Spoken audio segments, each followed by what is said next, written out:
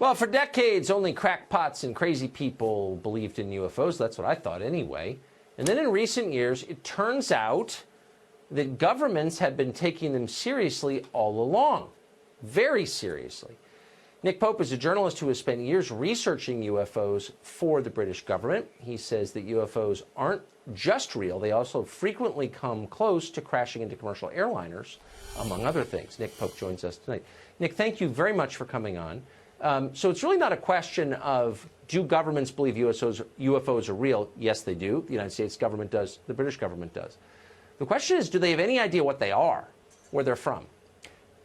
No, we don't. We keep an open mind on it. We don't rule anything off, take nothing off the table with this. Our point really is that whatever these things turn out to be, there is a serious defense, national security, and air safety issue here. Yes. Well, so that's kind of the nub of it, and that's where my interest comes from. So why aren't governments encouraging the population to, as they say about terrorism, if you see something, say something, report sightings to the government so we can make sense of this potential threat? Well, they should be, and that's what we certainly did at the Ministry of Defence for many years. We took it very seriously. Our own pilots were seeing these things. We were having radar operators track them. And we knew, again, through intelligence and through open source material, we knew that the Russians and the Chinese and others were working on this too. The problem was that just the pop culture baggage from the term UFO, flying saucer, little green men, people don't take it seriously. But they should. So we've ruled out, I think, that these are aircraft, experimental aircraft, or technically advanced aircraft from other countries. Is that true? Well, no, we keep an open mind, as I say, and some of these things probably are Russian or Chinese, whoever it is, but that's the point. We must find out. If there's something in our airspace, we need to know.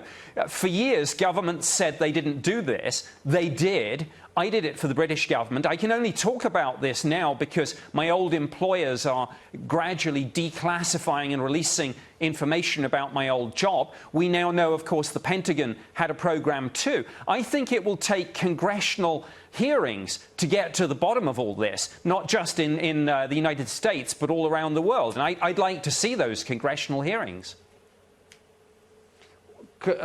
Commercial pilots have very often reported sighting objects in the air that seem to defy the laws of physics. To what extent are these objects a threat to commercial aviation, potentially?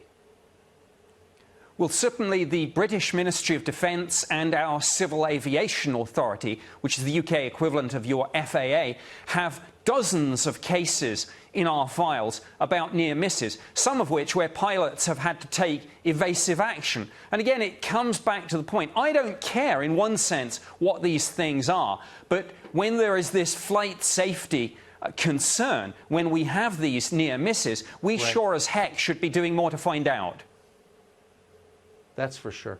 Nick Pope, really one of the most credible experts on this subject. I hope you will come back on our show. I appreciate it. Good to see you.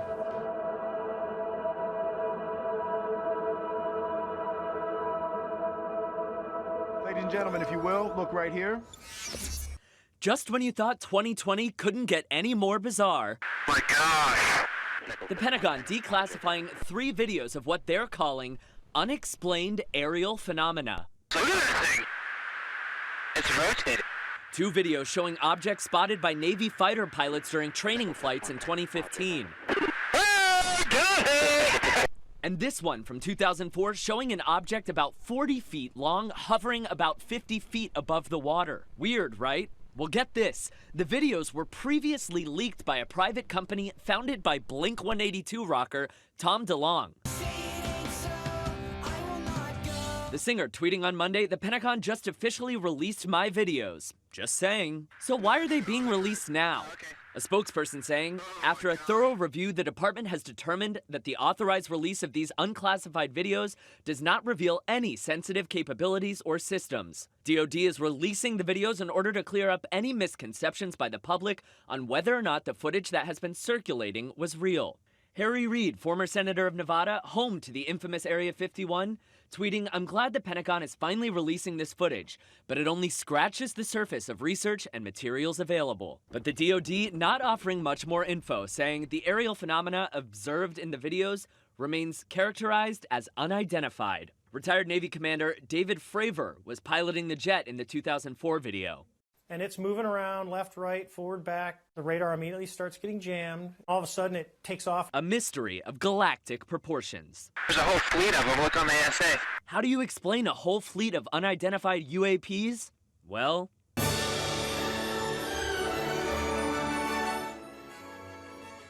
ET phone home. The Navy has acknowledged that the release of these newly declassified videos prompted the development of new guidelines for how pilots should report sightings of unauthorized or unidentified aircraft, which means it must be happening enough for them to need the guidelines. Crazy story, but the craziest part is Tom from Blink-182. Right? I got whiplash from that transition. A man of many interests and talents. Turn the lights off. Oh my gosh, Carry it's me just George home. Jetson, guys. Take me out of here. 2020 did not come in peace.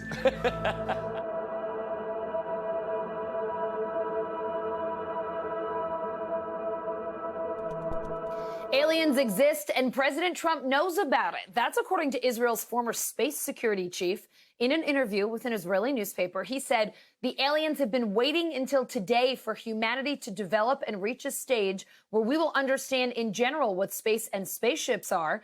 NBC News chief global correspondent Bill Neely explains this one. Hi, Alison. Well, this is quite a story, and it comes from the man who headed Israel's space security program for nearly 30 years. Chaim Eshed is making the extraordinary claim that the United States and Israel have been in contact with a group of aliens for years. Not immigrants, but extraterrestrials.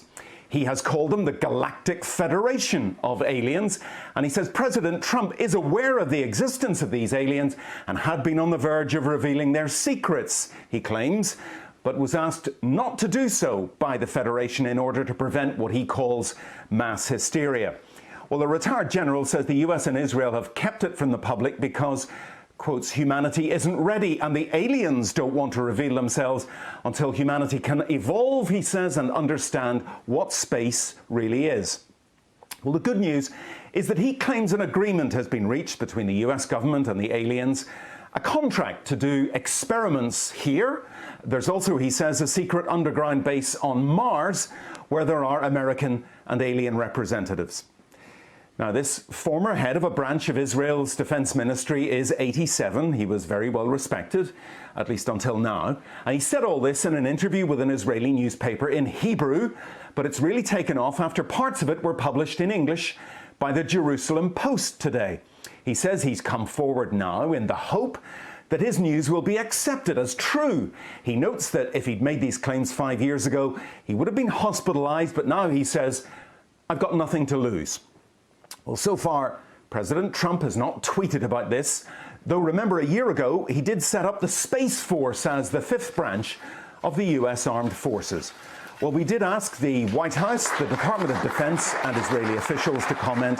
So far, they have not responded to the NBC News request, and I wonder if they ever will. Alison.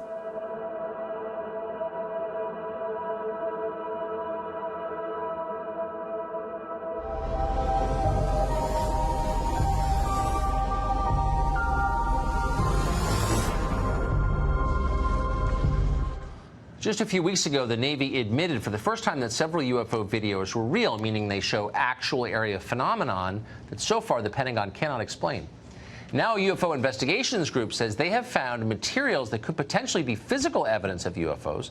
Luis Elizondo is Director of Special Programs at the To the Stars Academy of Arts and Science. He also headed the Pentagon's Office for Investigating UFO Incidents, and is the star of the History Channel's Unidentified. He joins us tonight. Luis, thanks so much for coming on. So, Thank you for having me. What is this material, and why could it shed light on the question of what UFOs might be? Sure. Well, our company over the last year and a half has actually obtained quite a bit of material.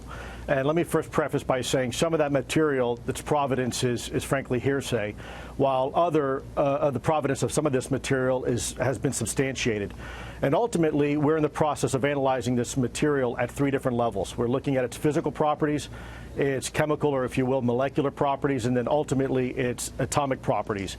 And it's really at that point we'll be able to make some sort of definitive conclusion, keeping in mind that we still have to follow the scientific process and methods, and at the same time have peer review. So it's not just as simple as coming out and saying, hey, look what we found. There's a lot of work that still needs to be done. I bet that's right, and of course you'll be challenged, as you ought to be challenged, I think. But quickly sum it up for us. Why do you think this material might be connected to UFOs? Well, without getting into a lot of detail right now, because frankly, it's too speculative for me at this point to say why I think something.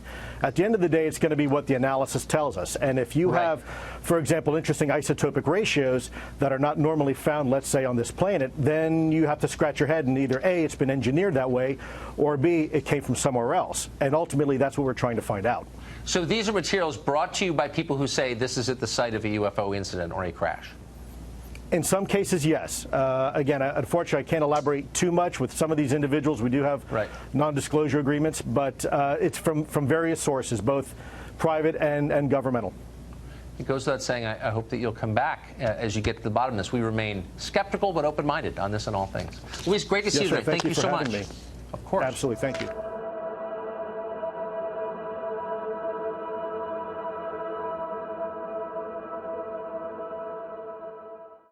The late great astrophysicist Stephen Hawking believed with more than 100 billion stars in our galaxy, the odds are pretty good that aliens exist. And he's not alone. Every day, people across Canada report seeing a UFO.